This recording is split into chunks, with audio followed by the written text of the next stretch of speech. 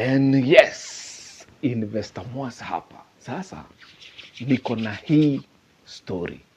Kwa hivyo niko na history. Unajua kumekuwa na vita dhidi ya Iran. Iran inachapwa na Israel, wameungana na US. Na sasa watu wengi wanauliza hii vita ilianza aje na imetoka wapi?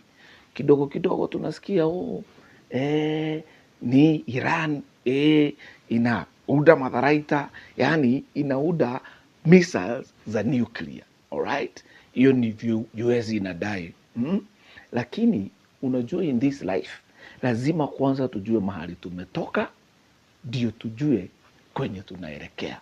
So kwa hii video I'll be explaining to you kati ya Iran na US shida imetokea wapi. Kwanza tunaweka Israel kado, tunaangalia moja kwa moja shida ya US na Iran inatoka wapi. Alright, let's go. Lakini before tuendelee, siwe sasa ufinye hiyo button ya subscribe na ufinye hiyo kengele hapo, ndio ujuange hizi video wakati zinakuja. Tutakuwa tunaangalia hii story, yani history. Sasa wacha kwanza tuingie kati ya vita kati ya US na Iran, ama hii kutoelewana, hii uhasama imetoka wapi? Watu wengi watakwambia hii shida ilitoka in 1979 during revolution yenye ilifanyika kule Iran, kwa sababu US was somehow involved. Lakini wacha mimi nikurudishe nyuma, hata hatuendi 1953 si 1951, tutarudi hapo. Wacha tuende during the early years ya 20th century, twende 1900. Sasa nchi ya Iran hiyo time ilikuwa inaitwa Persia. Na ni ile Persia by the way unasikia kwa Bible. Si unasikiaga Persia kwa Bible? Hiyo Persia ni Iran. Na ilikuja kuitwa Iran around 1935. Before then ilikuwa inaitwa Persia. Na ukumbuke Persia na Israel hiyo ya kitambo, kuna time Mungu alitumia hii Persia during the time of King Cyrus. Right? Wakamtoa ama akatumika kutoa Israelites kwa mikono ya Babyloni. Saa hiyo Babyloni saa hii ujue ni Iraq. Na ujue Iraq na Iran ni maneighbor. Hiyo ni history for another day. Sasa tuko in the 1900s. Imesemekana Iran then ilikuwa Persia, ikasemekana kuna mafuta. Alright? Britain that time actually bado Britain ndio ilikuwa hiyo maeneo sana. So walio discover mafuta ni akina nani? Ni Britain. After kudiscover, kuna kampuni yenye ulikuwa hata wewe unasoma kwa history, ilikuwa inaitwa British Petroleum Company ama BP. Bas moja kwa moja ndio iligundua kuna mafuta na ikafuruliza hadi Persia ama Iran. So kwa miaka mingi Britain ndio ilikuwa inatumia hii mafuta, lakini watu wa Iran wakafika mahali wanafeel hii mafuta ni kama haitusaidii, kwa sababu unajua ni kama vile ukuwe unakamua maziwa lakini wewe haukunywi hiyo maziwa, inakunywa na watu wengi ama watu wengine, ama ukuwe tuseme watu wa Murang'a eti mumekuza avocado ya hashi na nyinyi hamkuli, ama watu wa Nyandarua vile wanachukuaga waru zote wanauza, wao wanakula mateme. Sinaona sasa hiyo maisha. Hiyo ni story for another day. Turudi Iran. Now watu wa Iran walikuwa wanaona hawa Britain hawa ni kama hawana tukamua tu, na sisi we are not benefiting until 1951 wakati Iran ilipata kiongozi, prime minister alikuwa anaitwa Mohammad Mossadegh. Okay? Mohammad Mossadegh akakuja na idea, akasema hii mafuta hii ni utoga yetu, this is our own. Inaitwa nini utoga? Akasema hii This is our own wealth. Akafanya kitu inaitwa oil nationalization. Hivyo ni kusema sisi kama Iran, hii mafuta lazima itu benefit, si eti ina benefit ya huko nje. Sasa wacha kiumane. Britain ikaona sasa biashara hapa kimeumana ne hata. So wakafanya nini? Wakaongea na US, wakawambia sasa munafaa mkuje mtusaidie tupige huyu jamaa anaitwa Mohammad Mossadegh kwa sababu ameharibu biashara. Alright? US ikaambia Britain, hapana, hatutaenda hiyo route. What we do, wacha tuwekee Iran sanctions. Hakuna nchi itanunua mafuta ya Iran, so that Iran iendelee kufilisika. Ikifilisika, watu ndio wenyewe watafukuza nani? Mtu anaitwa Mossadegh. Na sasa kwa 2 years wakaendelea kuwekea Iran sanctions, but hawaku succeed. Wakaona huyu jamaa ni kama hatumwezi.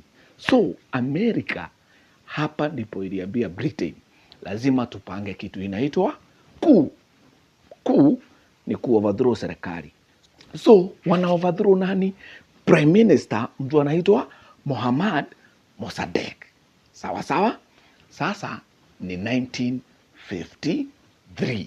So US hapa ndipo sasa ilianzana na Iran. Okay?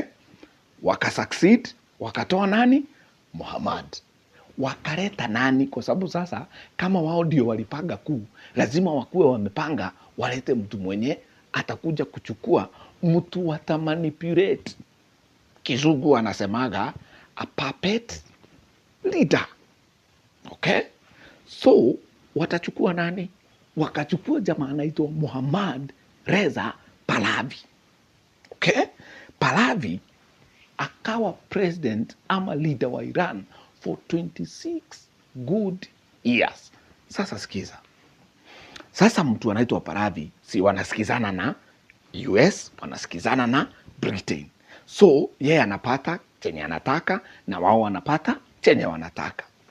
Lakini remember, Iran ni nchi ambayo iko sana ama ni nchi ambayo iko na dini ya Uislamu.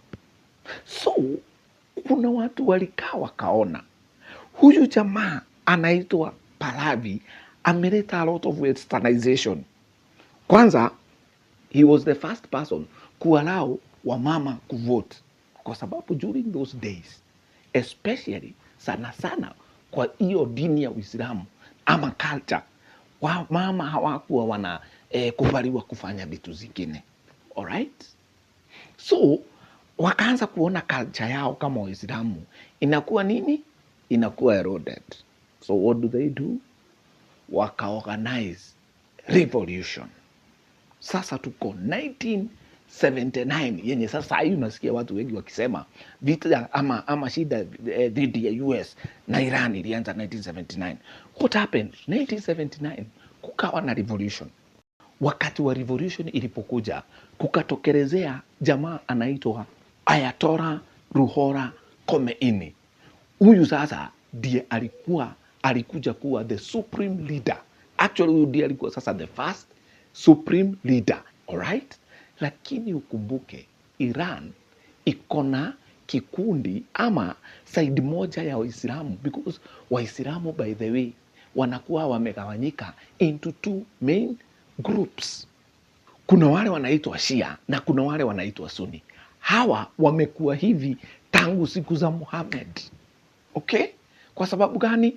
Kwa sababu hawa wenye ni wa Shia, they believe uongozi lazima utoke kwa familia, ama walikuwa wanaamini lazima uongozi utoke kwa familia ya nani? Ya Muhammad. Hao wengine wa Sunni nao wana believe now that's a story for another day, kwa sababu pia hata hiyo ni history. Hiyo tutaangalia. Sasa mtu anaitwa Ayatollah, ni wakati huu sasa wanafunzi wa university wakaenda wakashika mateka embassy ya US nchini Iran. Hapa sasa ndio sasa uhasama. Hapa ndio sasa makasiriko. Hapa ndio sasa kumenana ile serious. wakaanza kumenana kabisa. So US tangu hizo masiku imekuwa ikifanya sanction kwa Iran. Okay? Ni kusema hawawezi fanya biashara na Iran, na pia wale marafiki especially wale watu wa NATO. Sasa Iran ikaanza kuambiwa eti inatengeneza nini? Inatengeneza missiles ama bombs za nuclear. Alright? Na kitu ingine ni kuwa Iran ikasemekana ndio inafund Hamas, vikundi tofauti tofauti ambazo ni za kivita na huwa zinafamia sana Israel. Kuna Hezbollah, kuna Hamas, kuna Houthis, kuna wengi wako hapo. Okay? Sasa hao tutaangalia, tukiangalia sasa bona Israel iko kwa hii mix. Okay? So tulikuwa 2015 wakasikizana. So Iran ikaambiwa lazima mtuarau tukue tunawaangalia, tunawamanage vile mnatumia nuclear power. But sasa wakati Trump aliingia kama president wa Amerika, akakuja akacancel ile deal. Okay? Na akasema yeye hawezi negotiate na Iran kwa sababu Iran imekuwa ikiua watu na imekuwa ikifund zile vikundi zinafanya mihadhara. Alright? So hapo ndipo sasa Iran uhasama tena sasa ukawa kiwango cha juu until now. Sahi vile umeona hiyo vita ikiendelea. So for today nilikuwa nataka nikuonyeshe kasafari ambako kamekuweko until sasa tuko hapa tuko. So tutachukulia hapo. Sasa tujiulize, Israel nayo shida yake na Iran ni gani? Iran ni kweli inafund Hamas, inafund Hezbollah na hizo vikundi zingine? Tutakuja kuangalia hapa. Hiyo ndio story tutakuwa tunaangazia. Hii story tunaangalia mahali tumetoka, ndio tunajua mahali tunaenda. Usisahau kushare, usisahau kusubscribe. Masitori moto tutakuwa tunazikura hapa kwa Investor Moss. See you in the next one.